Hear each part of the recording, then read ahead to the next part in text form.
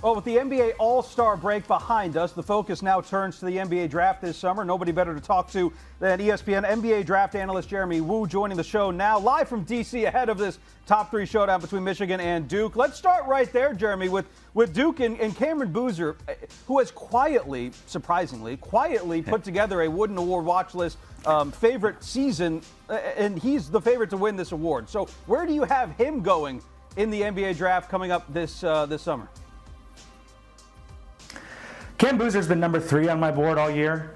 It's been a discussion. Clearly one of the best players in college basketball. I don't think that's ever been in question. Offensively, he's so good.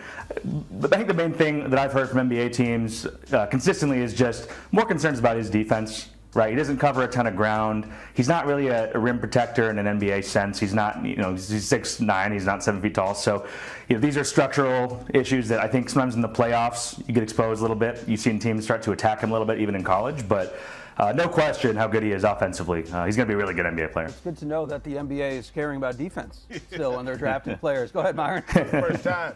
Jeremy, let's talk about the two guys who look like they're up for the #1 spot in the NBA draft, starting with Darryn Peterson. Obviously, a lot of concerns about injuries. How has that affected his status as a potential #1 pick this summer? Well, what I've heard back pretty consistently from NBA teams in the last couple of weeks is it's important not to get too swept away in this stuff. It's good not to be a prisoner of the moment when all this talk is happening, because that's not how these decisions ultimately get made, right? Like, everyone's going to sit down in a room and talk about this, and they will get his medicals in May, the lottery team, so they'll know more. I think right now there's still more questions than answers about that situation. They'll want to talk to him in an interview setting.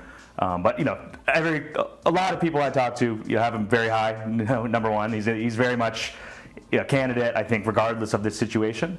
But it may come down to which team has the pick and how they view this unique situation when we get to the spring. The guy right behind him on your draft board, AJ Dybantsa, carrying more weight now with Richie Saunders out. What might he be able to do to close in on that #1 spot in the draft?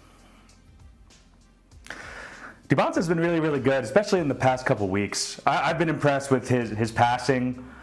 He's been, I think, willing to get teammates involved more. He's shown a lot of growth over the course of the year, which I think is a great sign. With Saunders out, he's probably going to have to take on more offensive workload. It might not be pretty necessarily. It's going to be tough for him in terms of the spacing won't be as good around him. But I think just continuing to produce, the further he can take BYU in the postseason, it's only going to help him. Again, it may come down to just who has that pick and how they view the situation.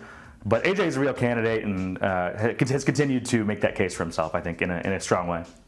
Jeremy, aside from guys at the top here, who are some of your other favorite players in this draft? We've obviously had some stud guards that have been on a tear lately. Who are some of those guys for you? Yeah, it's an awesome guard class this year. Kingston Flemings from Houston is my favorite in that group. I love his speed, his quickness, his leadership. I think it says a lot that he stepped into a massive role at Houston. They were a real contender last year, almost went all the way, and to have a freshman come back to take the reins and sort of show what he's shown, his ability to get to his spots, really, really great upside long term. And he's been a pleasant surprise. So for me, that's been, all these guys are really good, but he's the guy who I like the most in that group. We'll leave you with this, Jeremy. In your latest mock draft, 10 of the 14 selections in the lottery were freshmen. Now, in 2017, that draft holds the record for the most freshmen taken in the lottery with 11. We are talking to Jay Williams on our show. He had said that he thinks the first 13 picks in this upcoming draft are going to be freshmen. Do you think that this draft class could top that 2017 number? I think it's possible. It's going to depend sort of how the rest of the season shakes out. I think on our board, the top 9 guys are freshmen. I feel pretty good about those 9 guys going in the lottery. I think the question will be who are the other guys who might break in. Maybe Hannes Steinbach from Washington, maybe Braylon Mullins from UConn. Depending who's in the draft, if any of these guys can sneak into that back group, I think there's a chance. But a lot has to play out, and some of this, is something that gets handled during the pre-draft process, not necessarily during the season. Selfishly, Jeremy, as a UConn fan, I would love a second year of Braylon Mullins back in Storrs, Connecticut. I don't know if we're going to get it, though. Thanks again for hopping on. Enjoy the game today. Be sure to follow Jeremy Woo on X, @Jeremy Woo, and keep an eye out on ESPN.com for all of his NBA draft coverage. Jeremy, appreciate it.